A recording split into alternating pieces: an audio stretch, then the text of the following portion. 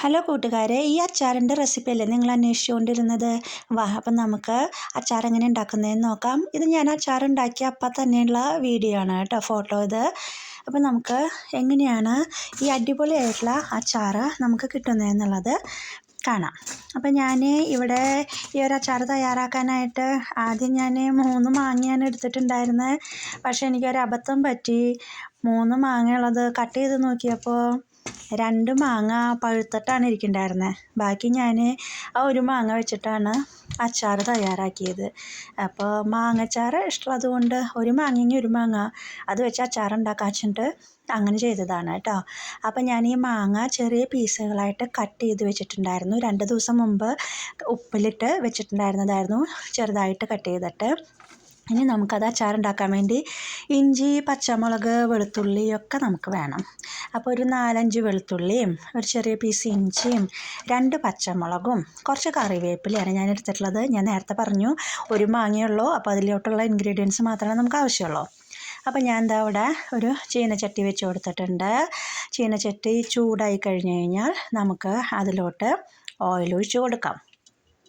Oil നന്നായി ഒന്ന് ചൂടായി വരണം. ഓയിൽ നന്നായി ചൂടായി കഴിഞ്ഞതിന് ശേഷം നമുക്കതിലോട്ട് ഏകദേശം 1 സ്പൂണോളം കടുകിട്ട് പൊട്ടിച്ചെടുക്കാം. ഇനി കടുകൊക്കെ ഇങ്ങനെ ചടപടാന്ന് പൊട്ടും. ആ പൊട്ടിക്കഴിഞ്ഞതിന് ശേഷം നമുക്കതിലോട്ട് ചതച്ച് വെച്ചിരിക്കുന്ന ഇഞ്ചി, പച്ചമുളക്, വെളുത്തുള്ളി, കറിവേപ്പിലയൊക്കെ അതിലോട്ട് ചേർത്ത് കൊടുത്ത് നന്നായി ഒന്ന് വഴറ്റിയെടുക്കണം.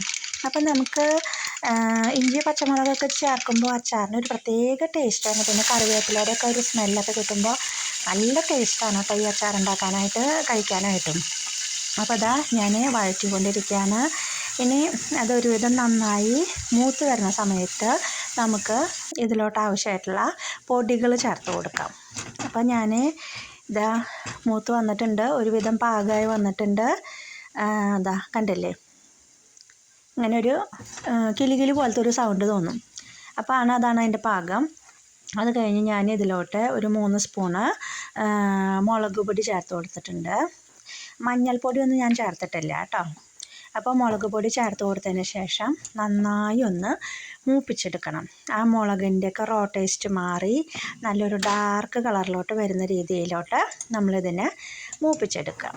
അത് മൂത്ത് വന്നതിന് ശേഷം ഞാനിത് സ്റ്റൗവൊക്കെ ഓഫ് ചെയ്ത് ഞാൻ മറ്റേ അടുപ്പമ്മയ്ക്ക് മാറ്റി വെച്ചു, അത് കൂളാവാൻ വേണ്ടിയിട്ട്. കാരണം കൂളായതിന് ശേഷം മാത്രമാണ് നമ്മൾ അതിലോട്ട് മാങ്ങ ആഡ് ചെയ്ത് കൊടുക്കാനായിട്ട് പാടുള്ളൂ. മാങ്ങ നമ്മൾ ചൂടായിട്ടുള്ളതിലേക്ക് ആഡ് ചെയ്ത് കൊടുത്താൽ പെട്ടെന്ന് തന്നെ മാങ്ങ വെന്ത് പോകും. പിന്നെ അച്ചാറിൻ്റെ ടേസ്റ്റ് തന്നെ വേറൊരു ലെവലിലായിട്ട് മാറും. അപ്പോൾ നിങ്ങൾ എന്താ ചെയ്യേണ്ടത്, അത് ചൂടാറാനായിട്ട് അനുവദിക്കുക. ചൂടാറിയതിന് ശേഷം നമ്മൾ ഉപ്പ് തിരുമ്മി വെച്ചിരിക്കുന്ന മാങ്ങ അതിലോട്ടിട്ട് മിക്സ് ചെയ്തെടുക്കാം.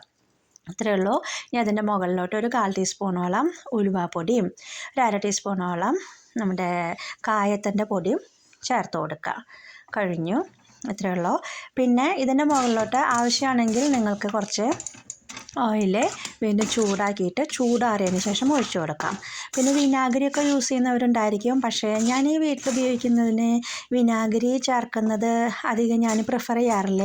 പിന്നെ പുളിയുടെ കാര്യത്തിലാണെങ്കിൽ മാങ്ങാച്ചാറായതുകൊണ്ട് നമുക്ക് അതിൽ പുളി ഉണ്ടായിരിക്കും. അപ്പോൾ ഇതാണ് ഫൈനൽ സ്റ്റേജിലുള്ള മാങ്ങാച്ചാർ.